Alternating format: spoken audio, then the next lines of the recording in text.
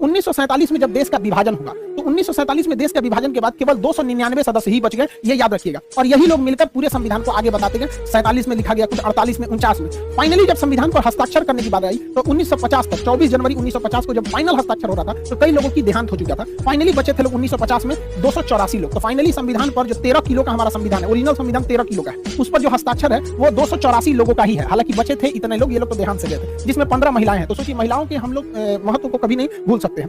संविधान बना कैसे, तो इसके लिए अलग अलग कमेटी बनाई गई और उनकी जिम्मेदारी सौंपी गई कि आपकी ये कमेटी है, आपकी ये जिम्मेदारी रहेगी। राज्यों को कैसे चलाना है, ये राज्य कमेटी है, आप बताइएगा। तो अलग अलग करके ऐसे कुल 13 समितियों को बनाया गया था। 13 कमेटी बनी थी जो सहमति से अपना डिसीजन लेती थी। सर्वसहमति से नहीं होता था। सहमति जिसमें ज्यादातर लोगों की सहमति है वही डिसीजन को मान लिया जाता था। इस समितियों में सबसे प्रमुख जो समिति थी उसका नाम था प्रारूप समिति, इंग्लिश में कहते हैं ड्राफ्टिंग कमेटी। इस ड्राफ्टिंग कमेटी के जो अध्यक्ष थे वो भीमराव अम्बेडकर साहब थे। बहुत ही विद्वान, मतलब हम क्या कहें इनकी विद्वता के बारे में, उतना शब्द ही नहीं है हमारे पास। इन्होंने पूरे कमेटियों में